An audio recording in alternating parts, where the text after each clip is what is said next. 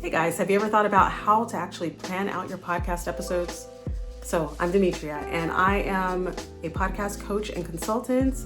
I run the Soul Podcasting Collective, and I'm here to help you figure out how to plan out your podcast. So let's do it. So let's go through my 3-step framework so that you're able to get your podcast planned out and ready to go within just a few minutes. We don't want to spend all day doing this because we have tons of episodes to figure out, right? So let's figure out how to plan out your episodes effectively so it works in your schedule. The first step is really simple. It's start with a purpose. We want to make sure that whatever you do it with intention.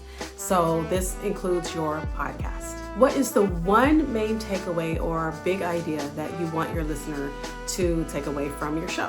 What do you want them to learn or to feel? And then again, why does this episode even matter? Why should it matter to them?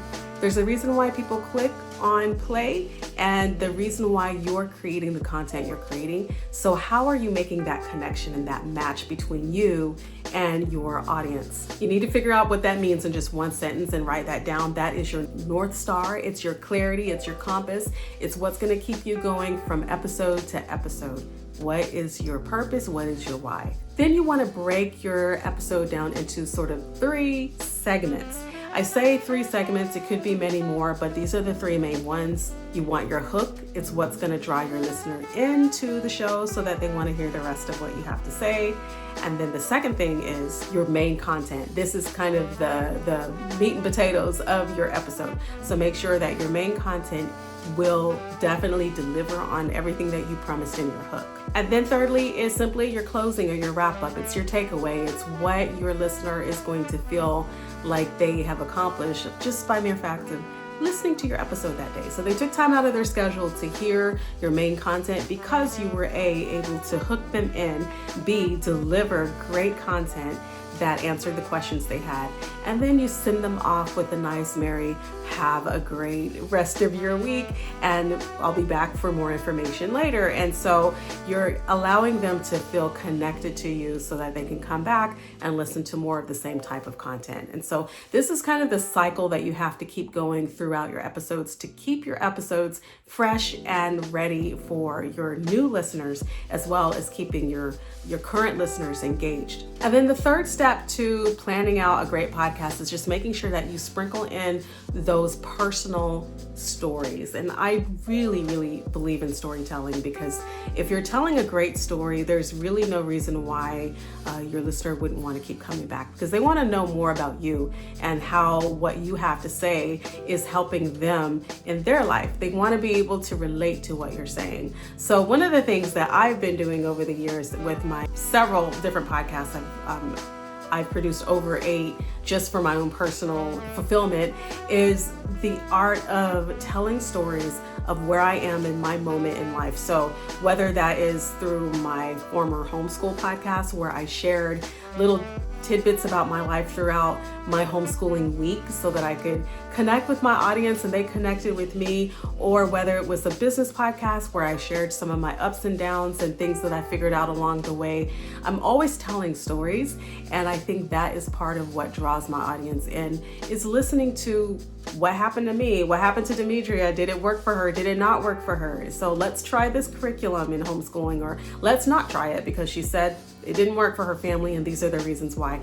And so I always like to bring those personal stories into my podcast so that listeners felt like they had something of value, but not just the tips and the ideas that I was giving them, but also that personal connection that I was making with them. I also really like the idea of asking for feedback. And so not just having them listen to my lecture, but actually hear me tell a story and then ask them if they have any questions or concerns or they had any comments that they wanted to add to the story, anything that's going on in their lives personally, that I would love to hear their story. And so I would ask for feedback and then give them a place where they could hop online and leave a review or leave a comment, and I would be available for that. So I loved sharing their stories on my podcast too.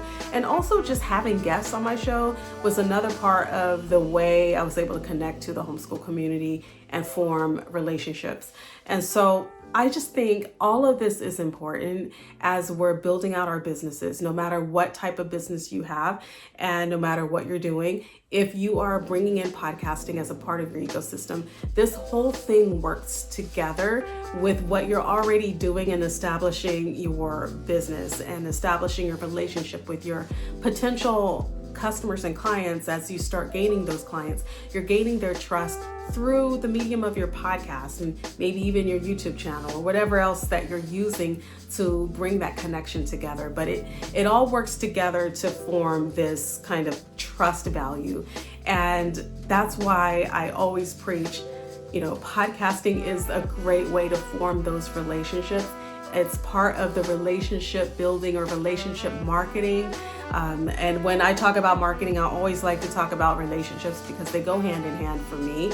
I don't believe in just blasting out, emails to whomever will open your email, but actually forming a relationship with the people that you are sending out emails to. And the same way for me is how I feel about podcasting. So where you can make it personable in your podcast to form that connection is, again, telling a story or saying something that is relatable or funny. So making that comedic connection and being a little bit humorous, or maybe just asking a question that they answer, whether it's a poll or you just want them to respond to a survey.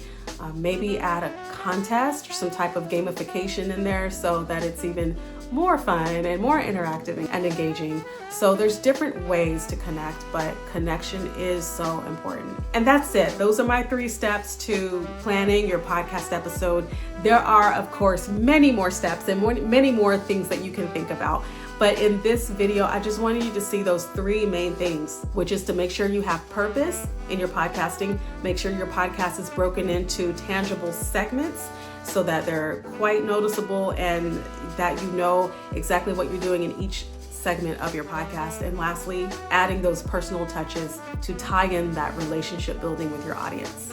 Keep watching this channel for more videos. The next video is going to be a helpful one for you in your podcasting. So go ahead and keep watching, and also hit the subscribe button and the like button.